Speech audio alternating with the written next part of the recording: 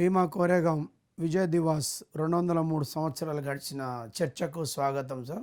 ఈరోజు చర్చలో పాల్గొనడానికి మనతోటి శ్రీ చింతా భానుప్రసాద్ గారు, మరి సూపర్ R&B రిటైర్డ్, అదేవిధంగా వైస్ ప్రెసిడెంట్ నేషనల్ ఇంటలెక్చువల్ ఫోరంకు ఉపాధ్యక్షులుగా ఉన్నారు. ఈరోజు చర్చలో స్వాగతం సార్. అదేవిధంగా శ్రీ దేవరపల్లి దేవదాస్ గారు, మరి NTPC రిటైర్డ్ సీనియర్ మేనేజరు, అదేవిధంగా సంఘ సంస్కర్త మరియు సామాజికవేత్త మనతో ఉన్నారు. స్వాగతం సార్. ఈరోజు ముఖ్యంగా భీమా కోరేగాం 203 ఏళ్ళు పూర్తి చేసుకున్న సందర్భంగా ఈ మొదటి అంటే 1 జనవరికి మరి ఉద్యమం ఏదైతే విజయం సాధించినారో మహర్లు. సో ఈరోజు 203 భీమా కోరేగాం ఒక చరిత్రను మనం మరొకసారి జ్ఞాపకం చేసుకోవడానికి ఈరోజు ఆ చరిత్ర యొక్క అంటే ఆ సోషల్ రిఫార్మేషన్ ఏ విధంగా స్టార్ట్ అయింది, మరి ఆ రోజు ఆ యొక్క విజయగాథ నుంచే మరి జ్యోతిబా పూలే గారు కావచ్చు, అదేవిధంగా బాబాసాహెబ్ అంబేద్కర్ కావచ్చు, ఎన్నో పాఠాలు నేర్చుకొని ఒక సోషల్ రిఫార్మర్స్గా ఎదిగినని చరిత్ర చెప్తా ఉన్నది.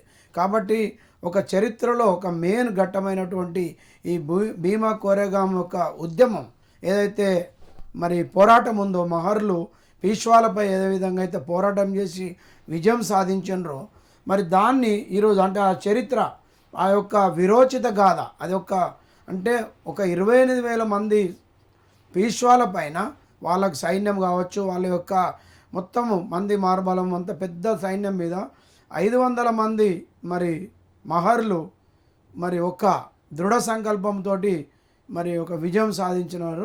మరి దాన్ని ఈరోజు బహుజనులందరూ ఏ విధంగా గుర్తిస్తున్నారు, మరి దాన్ని మీరు ఏ విధంగా గుర్తిస్తున్నారని ముందుగా నేను శ్రీ సిబి ప్రసాద్ గారిని, సార్ దీన్ని మీరు ఈ విరోచిత గాథను ఏ విధంగా తీసుకుంటారు, అంటే ఏ విధంగా మీరు గుర్తిస్తున్నారు, ఏ విధంగా తీసుకుంటారు, బహుజనులకు ఏ విధంగా దీన్ని మార్గాన్ని నిర్దేశిస్తారు, ఇది ఏ విధంగా మరి బహుజనులందరికీ ఒక దిక్సూచిగా మారిందంటారు, ఏ విధంగా ఉంది అంటే చరిత్ర, దీని యొక్క చరిత్ర మీరు మాస్టర్కి, ప్రేక్షకులకు, దళిత బహుజన సోదరులకు, యావత్ తెలంగాణ మరియు ఆంధ్రప్రదేశ్ ప్రజలందరికీ మాస్టర్కి తరఫున, తర్వాత దళిత సంఘాల తరఫున జై భీములు తెలియజేస్తూ నూతన సంవత్సర శుభాకాంక్షలు మరియు భీమా కోరేగాం శౌర్య దివస్ యొక్క శుభాభినందనలు తెలియజేస్తూ మొదలు పెడుతున్నాను. రాజేంద్ర గారికి కృతజ్ఞతలు. దీని చరిత్ర, భీమా కోరేగాం అనేది భారతదేశ దళిత పోరాట చరిత్రలలో చాలా ప్రముఖమైన ఘట్టం. ఓకే. స్వాతంత్రం తర్వాత ఉధమ్ సింగ్ అనే దళిత వీరుడు జనరల్ డయ్యర్ను డిసెంబర్ 26న, మొన్న రీసెంట్గా ఒక 1 వీక్ కింద డిసెంబర్ 26న ఇక్కడ లాలా లజపత్ రాయ్ని లాఠీ చార్జీలో చంపిన దానికి ప్రతీకారంగా, ఓకే, తర్వాత జలియన్ వాలాబాగ్ దానికి ప్రతీకారంగా ఒక 1-2 ఇయర్స్ లండన్లో మకాం వేసి జనరల్ డయ్యర్ను టార్గెట్గా చేసి అక్కడ కాల్చి ఉరికంబాన్ని ఎక్కిన దళిత వీరుడు ఉధమ్ సింగ్. ఓకే. వారిని కూడా స్మరించుకుంటూ భీమా కోరేగాం మృతవీరులకు కూడా శ్రద్ధాంజలు తెలియజేస్తూ మొదలు పెడుతున్నాను సార్. ఓకే. దీని మొదటి చరిత్ర శివాజీ మహారాజ్. మరాఠ్వాడా చరిత్రలో, మొత్తం భారతదేశ చరిత్రలో మరాఠ్వాడా మహారాష్ట్రకు ఒక ప్రత్యేకమైన గుర్తింపు ఉంది. ఓకే. ఆ ప్రత్యేకమైన గుర్తింపు శివాజీతో వచ్చింది. శివాజీ మహారాష్ట్రలో ఒక కుర్మి బీసీ కమ్యూనిటీ అయిన కుర్మి అనే కమ్యూనిటీకి చెందిన వ్యక్తి. వారు తమ రాజ్యం మీద ఔరంగజేబ్ దాడి చేసి వాళ్ళ నాన్నను వీళ్ళందరినీ హతమార్చిన పక్షంలో అతను గెరిల్లా యుద్ధంలో, అజ్ఞాతంలో ఉండి గెరిల్లా యుద్ధంలో ఆరితేరి సైనిక పాటవాన్ని పెంపొందించుకుంటూ, దాంట్లో మనం ఇక్కడ చెప్పుకోవాల్సింది ఏంటంటే మహర్ల కూడా ఆయుధాలు ఇచ్చిన వ్యక్తి మొదట శివాజీ. ఓకే. అప్పటి వరకు మన భారతదేశంలో మనువాద సంస్కృతి కంటిన్యూ అవుతూ దళితులు, శూద్రులు చదువుకు, ఆయుధాలకు, వ్యాపారానికి అన్నిటికీ దూరంగా నెట్టివేయబడ్డారు. వీళ్ళ యొక్క చిత్తశుద్ధి, సిన్సియారిటీ, పోరాట పటిమ గమనించి శివాజీ చరిత్రలో మొదటిసారిగా మహర్లకు తమ సైన్యంలో రెజిమెంట్ స్థానం ఇచ్చాడు. ఓకే. ఇచ్చిన తర్వాత ఈ ఔరంగజేబ్ తోటి అక్కడ ఉన్న ఒక ఒక శూద్రుడు రాజుగా ఉండటం సహించలేని పీష్వాలు, బ్రాహ్మణ పీష్వాలు మరాఠవాడలో, ఓకే. వాళ్ళు కుట్ర పన్ని ఔరంగజేబు తోటి ములాఖాత్ అయ్యి శివాజీ మహారాజును 6 సంవత్సరాలకే విషప్రయోగం ద్వారా చంపడం జరుగుతుంది. ఓకే. చంపిన నెక్స్ట్ సంవత్సరం శివాజీ యొక్క కుమారుడు శంభాజీ మహారాజ్, ఆ శంభాజీ మహారాజ్ సింహాసనాన్ని అధిష్ఠిస్తాడు. శంభాజీ మహారాజ్ కూడా అంత ధైర్య సాహసవంతుడు, చాలా గొప్ప యోధుడు. అటువంటి ఆయన కూడా మహర్ రెజిమెంట్ను కంటిన్యూ చేస్తూ తమ పరిపాలన సాగిస్తుంటే ఈ దాన్ని సహించలేని బ్రాహ్మణ పీష్వాలు ఔరంగజేబు తోటి కుమ్ముక్కయ్యి ఓకే. ఇక్కడ మహారాష్ట్రలో శంభాజీ మహారాజ్ పరిపాలనలోనే ఉంటూ వాళ్ళ మంత్రివర్గంలోనే ఉంటూ ఆ రహస్యాలు మొత్తం ఔరంగజేబుకు చేరవేయటం వల్ల ఔరంగజేబు మరొకసారి దాడి చేసి శంభాజీ మహారాజును సంహరించడం జరుగుతుంది. ఓకే. శంభాజీ మహారాజ్ సంహరించి అతని తలను తెగ నరికి ఆ తలతోటి కర్రకు పెట్టి ఊరేగింపు చేస్తారు. ఓకే. ఆ ఉత్సవాన్ని మహారాష్ట్రలో గుడి పడవ అంటారు. ఓకే. ఆ గుడి పడవ అనేది ఇక్కడ ఉగాది. ఓకే. మనం ఇక్కడ తెలంగాణ, ఆంధ్రప్రదేశ్లో చేసుకునే ఉగాది పండుగ గుడి పడవ అనే ఒకటే అన్నమాట.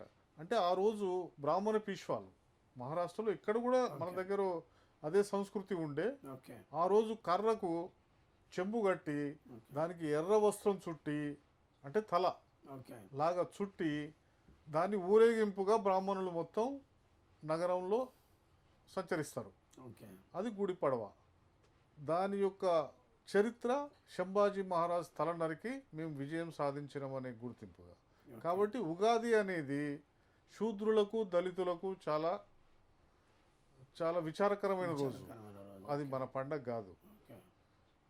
జనవరి 1 ఏదైతే భీమా కోరేగాంలో దళిత వీరులు, మహర్ వీరులు సాధించిన గొప్ప విజయమే దళితులకు నిజమైన ఉగాది. ఓకే. అంటే ఏదైతే బహుజనులు రిప్రజెంట్ చేసే రాజు ఏదైతే శంభోజీ రాజు ఉండేనో ఆయనను చంపి ఏదైతే వ్యతిరేకత అది వాళ్ళు బ్రాహ్మణ పీష్వాలు ఏదైతే ప్రకటించిండ్రో దానికి కూడా ప్రతీకారంగా దీన్ని చూడొచ్చా? అంటే దానికి ప్రతీకారంగా విజయం వీళ్ళు మార్లు సాధించాలని చెప్పుకోవచ్చా? దాని కంటిన్యూయేషన్. ఓకే. శంభాజీ మహారాజు హత్య జరిగిన తర్వాత ఔరంగజేబు మరాఠవాడను ఆక్రమించుకొని పరిపాలన సాగిస్తాడు.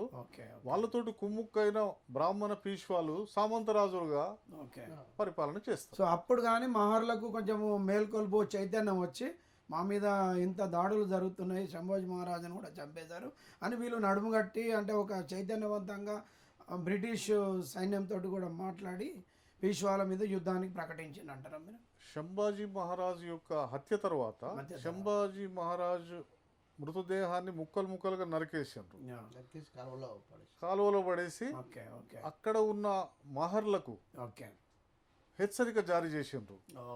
శంభాజీ మహారాజు యొక్క మృతదేహానికి అంతిమ సంస్కారాలు చేస్తే మీకు చరిత్రలో పుట్టగతులు లేకుండా చేస్తాం, కాబట్టి మీరు ఎలాంటి ఆ శవాన్ని తాకొద్దు, దానికి అంతిమ సంస్కారాలు నిర్వహించొద్దంటే గోవిందరావు అనే మహర్ సైనికుడు తమ స్వామి భక్తి ప్రదర్శించి ప్రాణాలు పోయినా సరే రాజుకు జరగాల్సిన అంతిమ సంస్కారాలు, గౌరవాలు లభించాలని తలను అండ్ శరీర భాగాలన్నింటినీ సరిచేసి ఘనంగా అంతిమ సంస్కారాలు చేసి సమాధి నిర్మించిండు.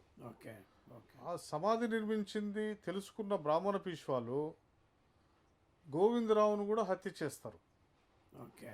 ఆ గోవిందరావు సమాధి కూడా ఇప్పుడు భీమా కోరేగాంకు కొంచెం దూరంలో ఓకే. సో నిర్మించబడింది. నేను అనుకుంటున్నాను ఏంటంటే వీటన్నింటి దురాఘాతమే ఒక సాంఘిక దురాచారాలు, తర్వాత గోవిందరావు గారి హత్య కావచ్చు, లేకుంటే మన శంభోజీరాజు గారి హత్య కావచ్చు, బహుజనులకు అత్యధికమైనటువంటి ప్రజలు ఎవరైతే ఉన్నారో బానిసలుగా చేసుకొని వాళ్ళు ఏదైతే దురాఘాతాలు చేస్తున్నారో, ముఖ్యంగా ఈ సాంఘిక దురాచారాలు మూతికి ముంత కట్టి, అదేవిధంగా ముడ్డికి తాటాకు కట్టి, తర్వాత మొలకు ఒక సన్న గోచి పెట్టుకొని నడిచినటువంటి రోజులను వాళ్ళు చైతన్యవంతమై వీటి నుంచి విముక్తి పొందాలనే ఒక నిర్ణయానికి వచ్చి మహర్లు, దళితులు ఎవరైతే ఈ సైన్యంలో ఉన్నారో వీళ్ళందరూ కూడా ఒక సైన్యంగా ఏర్పడి వీళ్ళు యుద్ధం ప్రకటించారు.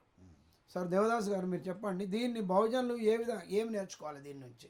ఈ యొక్క కోరెగాము ఒక విజయ్ దివాస్ నుంచి బహుజనులు ఏం నేర్చుకోవాలంటారు? ఇప్పుడున్న బహుజనులు ఎవరైతే బీసీలు కావచ్చు, ఎస్సీలు కావచ్చు, ఎస్టీలు కావచ్చు, మైనార్టీలు కావచ్చు, ఇంకా కూడా కొంతమంది చాలా అధ్వాన స్థితిలో ఉన్నారు, ఏం నేర్చుకోవాలి ఆ యొక్క పోరాటం నుంచి, ఆ యొక్క దివాస్ నుంచి? విజయ్ ఓకే, ధన్యవాదాలు రాజేందర్ గారు. ఈ భీమా కొరెగావ్ యుద్ధంలో మరి ఈస్ట్ ఇండియా కంపెనీ తరఫున మహర్ రెజిమెంట్ అనే రెజిమెంట్లో మహర్లు 500 మంది సైనికులుగా ఉండి ఈస్ట్ ఇండియా కంపెనీకి మరి ఆ పేష్వా మహారాజు బాజీరావు అనే రాజుకు జరిగిన యుద్ధంలో దళితులైనటువంటి మహర్లు Yes. మొట్టమొదట మరి 25,000 మంది సైన్యాన్ని ఎదుర్కొని విరోచితంగా పోరాడి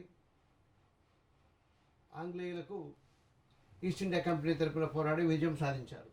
ఓకే. అంటే అంతకుముందు ఇదే దళితులు మహర్లు ఈ పేష్వాల అణచివేతకు గురైన వ్యక్తులు వీరు. ఎస్. పేష్వా రాజులు వీరిని సైన్యములు కూడా చేర్చుకొనివ్వలేదు. సైన్యంలో సైనికులుగా కానీ లేదా ఆయన ఆస్థానంలో ఉద్యోగులుగా కూడా చేర్చుకోవడానికి ఇష్టపడలేదు. ఎందుకంటే మనవాద సంస్కృతిని పాటిస్తున్నటువంటి పేష్వా రాజులు దళితులను ఎంతసేపు, మహర్లను ఎంతసేపు మరి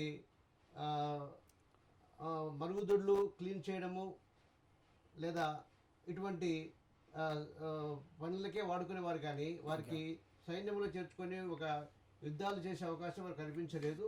వారు ఎన్నో రకాలుగా అణచివేతకు గురైన వ్యక్తులు వీరు తొలిసారి మొట్టమొదట ఒక రాజు ఓడగొట్టి వాళ్ళు యుద్ధంలో గెలవడంతో వీళ్ళు ఒక వీరులుగా వీరోచితంగా పోరాడి వీరు కూడా ఒక వీరుల్లాగా గుర్తింపు పొందినారు. అది చరిత్రలో దళితులకు మొట్టమొదట వచ్చినటువంటి గౌరవము. ఆత్మగౌరవము వారు పెంపొందించుకున్నారు. దాని ద్వారా మేము కూడా ఏదైనా చేయగలమనేటువంటి ఒక వాళ్ళకి ఒక ధైర్యం అనేది వచ్చింది. అది చరిత్రలో మరి దళితులకు మొట్టమొదటి విజయము. దీని ద్వారా ఆ భీమా కోరెగాంలో జరిగినటువంటి ఆ విజయం ద్వారా దళితులందరూ కూడా వారి యొక్క ఆత్మధైర్యాన్ని పెంపొందించుకొని ఇంకా అనేక రకాలుగా ఉద్యమాలు చేయడానికి, ముందుకు రావడానికి ఇదొక మార్గదర్శకమని నేను భావిస్తున్నాను. దీని ద్వారా ఎంతోమంది భారతదేశంలో మహర్లే కాదు, ఇంకా అన్ని ప్రాంతాల్లో ఉన్నటువంటి దళితులు కూడా దీని ద్వారా స్ఫూర్తి పొంది వారు కూడా సమాజంలో ధైర్యంగా తలెత్తుకొని నిలిచేదానికి అవకాశము ఈ సంఘటన ద్వారా దొరికింది. అది అందరికీ ఎంతో స్ఫూర్తి ప్రదాయనిగా మారిందని నేను భావిస్తున్నాను. రాజేంద్ర గారు. Okay, thank you. తర్వాత సార్ ప్రసాద్ గారు మీరు చెప్పండి, అంటే ఈ యొక్క విజయగాథ బానిసత్వంపై ఒక ఆత్మగౌరవ పోరాటం అంటారా? తప్పకుండా.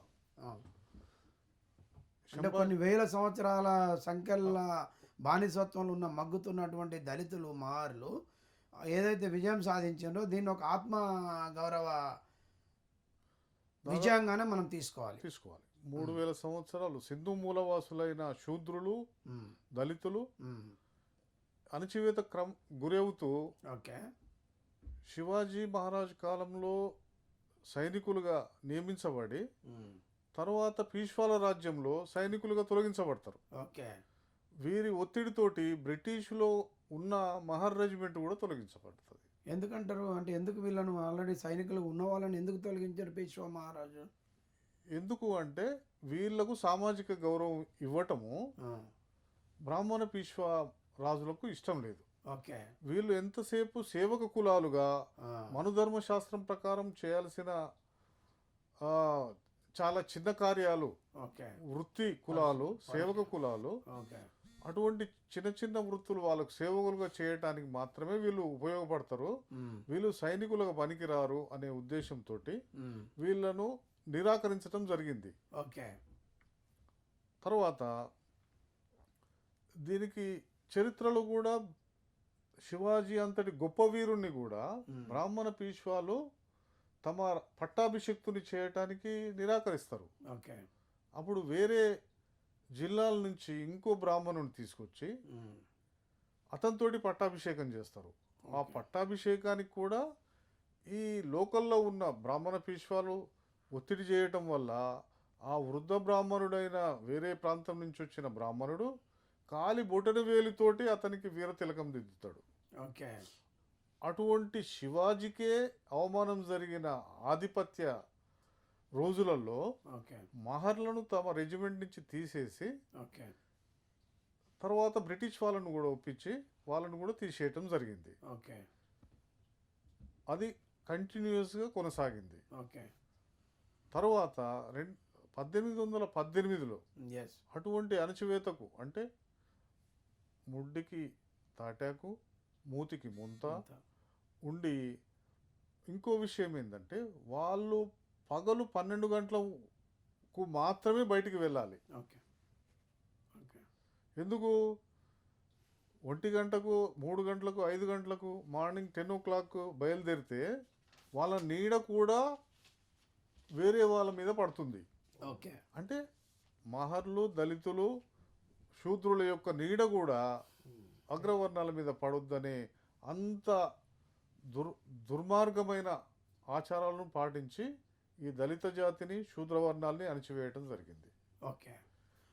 ఇప్పుడు నేను ఒకటి ప్రశ్న సార్, ఇప్పుడు ఇంత పెద్ద చరిత్ర అంటే ఇంత పెద్ద గాథ, ఇంత పెద్ద చరిత్ర, ఈ విరోచిత పోరాటం ఏదైతే మహర్లు, దళితులు ఏదైతే చేసి విజయం ఉంది ఆ రోజుల్లోనే, అప్పుడు ఏమి లేవు, అప్పుడు ఈ టెక్నాలజీ లేదు, యుద్ధ పరికరాలు లేవు, వాళ్ళ ధైర్య సాహసాలతోటి యుద్ధం చేసి మరి గెలిచారు.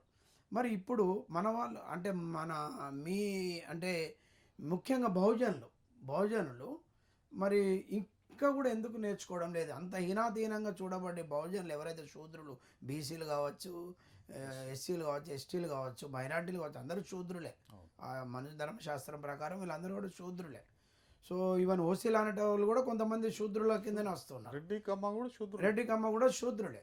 మరి వీళ్ళందరూ కూడా అప్పుడు బ్రాహ్మణ పీష్వా వాళ్ళ ఆధిపత్యంలో కింద బానిసలుగానే పనిచేశారు. కాకపోతే డిఫరెంట్ కేటగిరీలో పనిచేసి ఉండొచ్చు. కానీ ఇప్పటికి కూడా వీళ్ళు ఇంకెందుకు చైతన్యవంతమై మరి బహుజనులు అందరూ ఎందుకు ఒక్కటి అవ్వట్లేదు? ఇప్పుడు అప్పుడు పీష్వా బ్రాహ్మణులు ఉండొచ్చు, ఇప్పుడు వేరే తీరంగా ఉండొచ్చు, కానీ వాళ్ళే జనరేషన్ తోటే వాళ్ళే ఇంకా ఆధిపత్యం నడిపిస్తున్నారు. ఇంకా రాజ్యం వాళ్ళే చేస్తున్నారు. ముఖ్యంగా ఉత్తర భారతదేశంలో బ్రాహ్మణాధిపత్యం చాలా ఉంది. ఇప్పటికీ ఉంది. అయితే దాన్ని ఏ విధంగా ఎదుర్కోవాలి? ఇంకా మరి బహుజనులు ఎందుకు చైతన్యం అవ్వట్లేదు? ఇంకెందుకు పాఠాలు నేర్చుకోవట్లేదు? బహుజనులకు విద్య దూరం చేయబడ్డది. విద్య వల్ల జ్ఞానం పెరుగుతుంది, జ్ఞానం వల్ల ఐకమత్యం వస్తుంది, ఐకమత్యం వల్ల శక్తి సాధించవచ్చు, దాని ద్వారా అధికారం సాధించవచ్చు. అవన్నిటిని దూరం చేయాలంటే విద్యను దూరం చేయాలి. ఆ విద్యను నిరాకరించడం జరిగింది. బాబాసాహెబ్ అంబేద్కర్ వారి యొక్క ఆశీర్వాదాలతోటి, ఆశీస్సులతోటి రాజ్యాంగంలో దళితులకు, శూద్రులకు కల్పించిన సమాన హక్కులతో ఈరోజు దళిత బహుజనులు విద్యారంగంలో అండ్ చట్టసభలలో కూడా ప్రాతినిధ్యం వహిస్తూ కొంత పురోగతి జరిగింది. దీనికి అంబేద్కర్ గారి చరిత్రలో భీమా కోరేగాంకు సంబంధం ఉంది. భీమా కోరేగాం సంఘటన 1818లో జరిగింది. 1821లో అక్కడ బ్రిటిష్ రాజులు 90 అడుగుల స్తూపం నిర్మించడం జరిగింది. ఓకే. దానికి బ్రాస్ దానికి సంబంధించిన కవరింగ్ కూడా పెట్టడం జరిగింది. ఓకే. ఆ భీమా కోరేగాం దళితులకు మొదట్లో మహర్ స్తంభం అనేది దాన్ని, ఓకే. రాను రాను కొన్నాళ్ళ తర్వాత దాన్ని విజయస్తంభంగా గుర్తించారు. ఓకే. ఇప్పుడు ఆ భీమా కోరేగాం స్తూపాన్ని క్రాంతి స్తంభం అంటున్నారు, క్రాంతి స్తూపం అంటారు. ఓకే. అటువంటి క్రాంతి స్తూపాన్ని అంబేద్కర్ గారు 1927లో చరిత్ర చదువుకున్న అంబేద్కర్ గారు 1927 జనవరి 1 నాడు తమ సమతా సైనిక దళతో కలిసి భీమా కోరేగాంలో ఉన్న ఆ స్తూపాన్ని సందర్శించి అక్కడ అమరవీరులందరికీ శ్రద్ధాంజలి ఘటిస్తారు.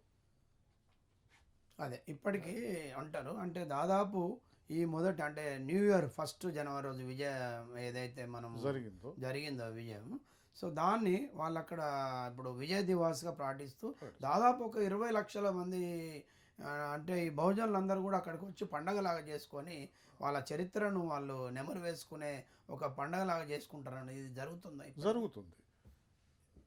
రీసెంట్గా 2018లో భీమా కోరేగాం సంఘటన జరిగి 200 సంవత్సరాలు ద్విశతాబ్ది పూర్తయిన సందర్భంగా అక్కడ ఆల్రెడీ 2005లో ఆ స్తంభం అండ్ దాన్ని ఫంక్షన్ చేయటానికి ఒక కమిటీ కూడా అఫీషియల్గా ఏర్పాటు క్రాంతి స్తూపం ఆహ్వాన కమిటీ కూడా ఏర్పాటు జరిగింది. వాళ్ళు తర్వాత ప్రకాష్ అంబేద్కర్ యొక్క మనవడు ప్రకాష్ అంబేద్కర్ వీళ్ళందరూ పిలిపివ్వటం వల్ల 2018లో దాన్ని ఘనంగా గొప్పగా దాన్ని ఒక ఈవెంట్గా కండక్ట్ చేయాలని దేశ విదేశాల నుంచి 20 లక్షల మంది అక్కడికి రావడం జరుగుతుంది. ఆ 2018లో 20 లక్షల మంది దళితుల పూణే నగరం మొత్తం నిండిపోయింది. పూణే నగరానికి భీమా కోరేగాం 28 కిలోమీటర్ల దూరం ఉంటుంది. ఈ పూణే నగరం భీమా కోరేగాం రోడ్లు మొత్తం జనసమ్మర్దంతో నిండిపోయినాయి. దాన్ని చూసిన ప్రస్తుత పాలకులు, మనువాద భావజాలంతో ఉన్న పాలకులు బెంబేలెత్తి అక్కడ వీళ్ళని ఎట్లాగూ నిరుత్సాహపరచాలి, డిస్టర్బ్ చేయాలి అని కుట్రతోటి మతోన్మాద హిందూ సంస్థలు వ్యక్తులైన మిలింద్ ఎగ్బోటే, శంభాజీ బీడే అనే 2 మనువాద సంస్థ సభ్యులు రెచ్చగొట్టే ఉపన్యాసాలు ఇచ్చి అక్కడ అలజడి సృష్టించడం జరిగింది. ఆ అలజడిలో చాలా లాఠీ చార్జ్, కర్ఫ్యూ, కాల్పులు దాకపోయి ఒక దళితుడు అమరుడైండు. అంటే ఈ బహుజనులు దళితులే కావచ్చు ఈ యొక్క చరిత్రను తెలుసుకొని ఇంకా చైతన్యవంతులు అవుతారని చెప్పి ఇప్పుడు ఎవరైతే పాలకులు ఉన్నారో దాన్ని అడ్డుకుంటున్నారంటారా? ఆ ఫంక్షన్ అంటే దాన్ని అడ్డుకుంటున్నారు. ఆ భీమా కోరేగాం సందర్శించిన ప్రజా సంఘాల నాయకులని కూడా 18 మంది ఈవెన్ ఆనంద్ తేల్తుండే సామాజికవేత్త, ప్రొఫెసర్ ఆనంద్ తేల్తుండే దళిత మేధావి, సామాజికవేత్త, ఇక్కడ కూడా మన తెలంగాణ రాష్ట్రం నుంచి వరవర్రావు లాంటి వాళ్ళు కూడా ఆ రోజు ఆ సభకు అటెండ్ అయినరు. వాళ్ళందరినీ రచయితలు, మేధావులు, ఉద్యమ సంఘాల వాళ్ళందరూ పోయినా కూడా వాళ్ళందరి మీద కుట్రపూరితంగా కేసు, ఉపా చట్టం పెట్టి వాళ్ళ మీద ఈ రోజు వరకు నిర్బంధంలో పెట్టడం జరిగింది. దేవదాస్ గారు మీరు చెప్పండి, ఇప్పుడు ఏదైతే ఒక చరిత్ర నుంచే ఎవరైనా నేర్చుకుంటారు, ఒక చరిత్ర సృష్టించిన దాన్ని అది ఒక ఫెయిల్యూర్ కావచ్చు, సక్సెస్ కావచ్చు, దాని నుంచి మళ్ళీ మిగతా వాళ్ళు నేర్చుకొని ముందుకు నడవలసిన అవసరం. అసలు చరిత్ర సృష్టించిన ఏదైతే ఈ భీమా కోరేగాం ఇన్సిడెంట్ ఉందో, మరి ఆ ఇన్సిడెంట్ను ఒక మంచి విజయోత్సవం లాగా జరుపుకొని బహుజనులు అందరు వెళ్ళే ప్లేస్కు కొంతమంది మేధావులు, మరి విద్యావేత్తలు, ఇంటలెక్చువల్స్, సంఘ సంస్కర్తలు వెళ్ళి అక్కడ మరి నివాళులు అర్పించి అక్కడ మరి దాని నుంచే స్ఫూర్తి పొందినటువంటి జ్యోతిబా పూలే కావచ్చు, అంబేద్కర్ గారు కావచ్చు, ఎందుకంటే ఆ చరిత్ర నుంచే వీళ్ళు మరి స్ఫూర్తి పొంది సోషల్ రిఫార్మర్స్కి ఎదిగి ఈరోజు బహుజనులకు ఎంతో మేలు చేసినారని చెప్తారు. మరి ఈరోజు మేధావులను అక్కడికి వెళ్ళి దానిలో పార్టిసిపేట్ చేయడం వల్ల ఈ ఉపా చట్టం పెట్టి ఎందుకు అరెస్ట్ చేస్తూ ఉన్నారు అంటారు? మీ ఉద్దేశం ఏంది? అంటే అవసరమైంది. నేను అనేది ఏంటంటే ఓన్లీ అక్కడికి వెళ్ళింది ఎందుకు? చరిత్రను మననం చేసుకొని అక్కడ ఒక సెలబ్రేషన్ చేసుకొని వాళ్ళు ఒక విజయోత్సవాన్ని జరుపుకుందాం అనుకున్నారు. దాని మీద విద్యావేత్తలు కావచ్చు, ఇంటలెక్చువల్ కావచ్చు, లేకుంటే మేధావి వర్గం కావచ్చు, ప్రొఫెసర్స్ కావచ్చు, ఈ ఉపా చట్టం ద్వారా మహారాష్ట్ర ప్రభుత్వం ఏదైతే చేసిందో అది ఎంతవరకు సమంజసం, అవసరమా అసలు? రవీంద్ర గారు, అంటే ప్రజాస్వామ్య దేశంలో అది అవసరమా? అది ఎందుకు చేశారు? అది ఎందుకు జరిగిందంటే దళితులందరూ మహర్లు దళితులందరూ ఏకమై సంఘటితమై ఓకే. మరి ఇటువంటి ఉత్సవాలు జరుపుకుంటే మరి వీరి పెత్తనం ఎక్కువ అవుతుంది అనేది వారు కుట్రపూరితంగా వారు వీళ్ళు బలోపేతం అవుతారు, దళితులు బలోపేతమై మాకు థ్రెట్ అవుతారు, మాకు ఇబ్బంది ఉంటుంది అనేది వారి భయం అనమాట. మనువాదులు కానీ ఇంకా హిందూ వాదులు వీరు ఏం చేస్తారంటే ఇప్పుడు దళితులు ఒక కులం పేరు మీద వారు సంఘటితమై కులాన్ని వాళ్ళు కుల ఉన్మాదాన్ని ప్రోత్సహిస్తున్నారని ఒక నింద వీళ్ళ మీద వేస్తున్నారు. దళితులు ఎప్పుడైతే ఏకమవుతారో వీళ్ళ మీద ఆ విధమైన కుల రెచ్చగొట్టే కులతత్వాన్ని పెంచి పోషిస్తున్నారు. కాబట్టి ఇది సమాజానికి చెడు అని ఒక నింద వేస్తున్నారు. కానీ దళితుల పరంగా ఆలోచిస్తే వారు ఐక్యం అయిపోయి మరి చైతన్యవంతులు దళితులను చైతన్యవంతులు చేయాలనేది ఈ యొక్క దళిత మేధావుల ఆలోచన. కానీ హిందూ మనువాదులు వారిని కుల తత్వాన్ని పెంచి పోషిస్తున్నారు, సమాజానికి చేటు అని చెప్పి ఒక నింద వేసి ప్రభుత్వంతో వీరి మీద అక్రమంగా కేసులు బనాయించి వీరు ఇంకా వీరిని అనేక రకాల చిత్రహింసలకు గురి చేస్తున్నారు. రాజేంద్ర గారు, ఓకే ఓకే ప్రసాద్ సార్ మీరు చెప్పండి. అంటే బహుజనులు ఎవరైతే ఉన్నారో బీసీలు కావచ్చు, ఎస్సీలు కావచ్చు, ఎస్టీలు కావచ్చు, మైనారిటీస్ కావచ్చు, వీళ్ళందరూ చైతన్యవంతం కాకుండా బహుజన రాజ్యం అంటే బహుజనులు ఒక తాటి మీద రాకుండా ఇది నిరోధించడానికే ఇలాంటి కార్యక్రమాలు జరుగుతున్నాయి అంటారా? ఏమంటారు? 100% కరెక్ట్. దళితులు 1950 నుంచి రాజ్యాంగ ఫలాలు అనుభవిస్తూ దాదాపు ఒక 40-50% విద్యావంతులైనరు. ఓకే. 1970 దశకం తర్వాత ఆ విద్య తర్వాత ఉపాధి అవకాశాలలో తమదైన వాటా తీసుకుంటూ సమాజంలో పురోగతి సాధిస్తున్నారు. ఆ పురోగతి సాధించటం తర్వాత విశ్వవిద్యాలయాల్లో ఉన్నత విద్యావంతులు కావటం, ఉన్నత స్థానాలలో ఐఏఎస్ కానీ ఐపీఎస్ కానీ అటువంటి పొజిషన్లకు దళితులు తర్వాత శూద్రులు ఉండటం వల్ల ఏదైతే బాబాసాహెబ్ చెప్పిండో pay back to the society, ఆ ఆలోచనను అందిపుచ్చుకొని తమ వర్గాలను చైతన్యపరుస్తూ అభివృద్ధి పదంలో తీసుకెళ్లటాన్ని గమనించిన ఏదైతే మనువాద పార్టీలు దాదాపు భారతదేశంలో బీఎస్పీ తర్వాత ములాయం సింగ్ యాదవ్, లాలూ ప్రసాద్ యాదవ్ ఈ 3 పార్టీలు తప్ప మిగతా పార్టీలన్నీ కూడా ఈవెన్ మమతా బెనర్జీ పార్టీ అవన్నీ కూడా మనువాద అగ్రవర్ణ పార్టీలు. అటువంటి పార్టీలకు అధికారం అనేది శాశ్వతం కావాలి. వీళ్ళు ఏదైతే బలమైన వర్గం అయితే దళితులు కానీ బహుజనులు కానీ మైనారిటీలో ఉన్న ఈ అగ్రవర్ణాలు తమ అధికారం కోల్పోతామనే ఆందోళనతో వీళ్ళని అభివృద్ధి కాకుండా నిరోధించే ప్రక్రియలో భాగంగానే ఈ విధంగా భయాందోళనకు గురి చేయడం జరుగుతుంది. ఓకే ఓకే అంటే మైనార్టీ ప్రజలైనటువంటి ఎవరైతే అగ్రవర్ణ పార్టీలు ఉన్నారో వాళ్ళు మెజార్టీ పీపుల్ని నిరోధించడానికి వీళ్ళు అధికారంలోకి ఎక్కడికి వస్తే మా పీఠాలు కదిలిపోతాయి అనే ఉద్దేశంతో వాళ్ళు ఇలాంటి భయంకరమైన పరిస్థితి తెచ్చి చట్టాలు తీసుకొచ్చి మేధావులను అరెస్ట్ చేయడం కావచ్చు, ఈ యొక్క అంటే ఈ సెలబ్రేషన్స్ విజయోత్సవ సభలను వాళ్ళను అంటే అక్కడ జరుపుకోకుండా నిరోధిస్తుంది అంటారా? అవును, 2018లో జరిగింది అదే.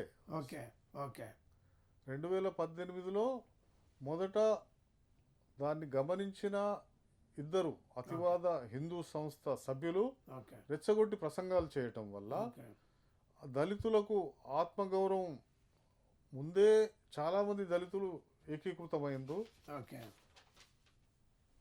తమ చైతన్యంతో వాళ్ళని నిరోధించే క్రమంలో ఉమ్, పోలీసులు వాళ్ళని అడ్డుకోకుండా దళితుల మీద లాఠీ చార్జ్ చేసి ఉమ్, కాల్పులు జరిపి ఒక దళిత వీరుని మృతికి కారణమైంది.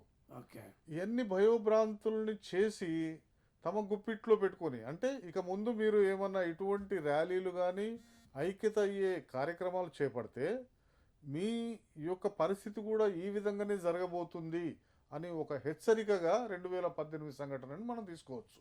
ఓకే మరి దీని నుంచి బహుజనులు ఏం నేర్చుకోవాలి, గుణపాఠం ఏం అంటే ఏ విధంగా పోరాటం చేయాలంటారు, ఏ విధంగా సంఘటితం కావాలి ఇప్పుడు?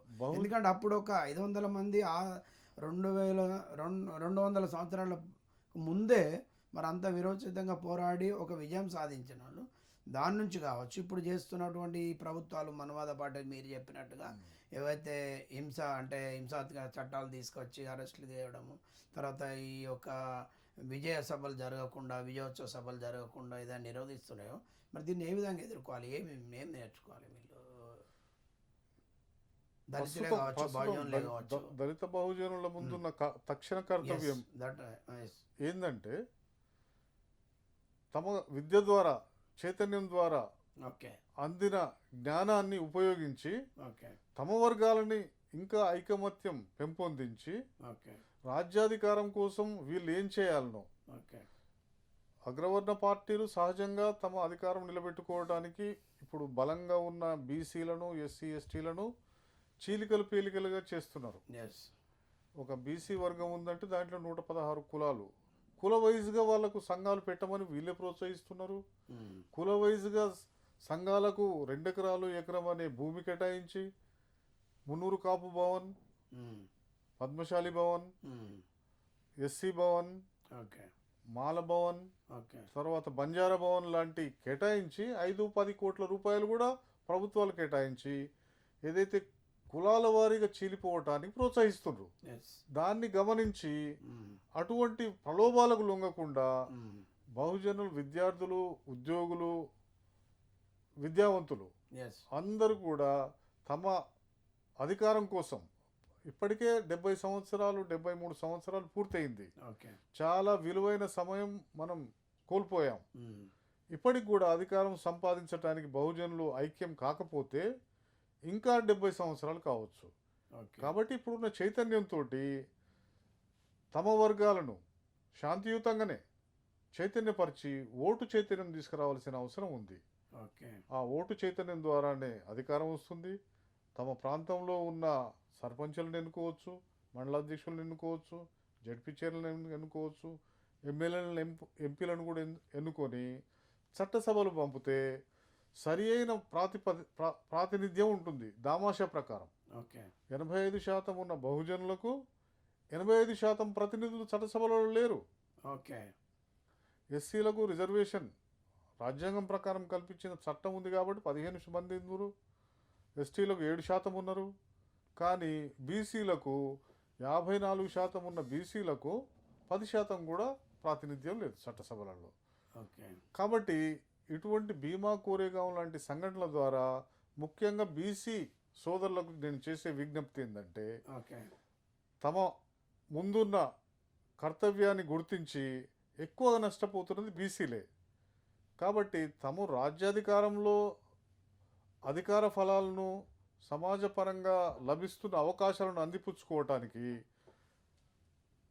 తమ జాతిని, తమ వర్గాలను, తమ ప్రాతినిధ్యాన్ని పెంచుకొని అధికారం చేపట్టాలి. దానిపైన ఎవరైనా బీసీ నాయకులు కానీ, ఎస్సీ ఎస్టీ నాయకులు కానీ వ్యతిరేకంగా పనిచేస్తే వాళ్ళను కూడా పక్కకు తొలగించి వీళ్ళు సరి అయిన నాయకుల్ని ఎన్నుకొని వీళ్ళు అధికారం చేపట్టడానికి సహకరించి పనిచేస్తే తప్పకుండా వచ్చే 5-10 సంవత్సరాలలోనే మనం బాబాసాహెబ్ అంబేద్కర్ కలగన్న అధికారాన్ని సంపాదించుకోవచ్చు. Thank you sir. మీరు అంటే ఈ చరిత్ర ద్వారా బహుజనులు, బీసీలు, మెజార్టీ ప్రజలైన బీసీలు 50% ఉన్న ప్రజలు ఎవరైతే వాళ్ళు మెయిన్ స్ట్రీమ్లోకి వచ్చి వాళ్ళకు రాజకీయ ఫలాలు అందినప్పుడు డెఫినెట్గా ఇది సాధ్యమవుతుందని అంటారు. అదేవిధంగా బహుజనులందరూ ఎస్సీ ఎస్టీ బీసీ మైనార్టీలు అందరూ కూడా ఒక్క తాటి మీదకి వచ్చి విద్యలో కూడా వాళ్ళు అభివృద్ధి చెంది అప్పుడు మన రాజకీయంగా కూడా వాళ్ళు ముందుకు వచ్చినప్పుడు చైతన్యం జరిగి ఇలాంటి దురాఘాతాలు ఇంకా జరగకుండా బహుజన రాజ్యం రావడానికి వీలవుతుందని చెప్పారు. మన దేవదాస్ గారు కూడా అదే అభిప్రాయం వ్యక్తం చేశారు. Thank you very much sir. ఈరోజు మీరు చర్చలో పాల్గొన్నందుకు ప్రసాద్ గారు మరి దేవదాస్ గారికి thank you very much. If you like this video, please like it, share it, and for more videos, please subscribe to our channel.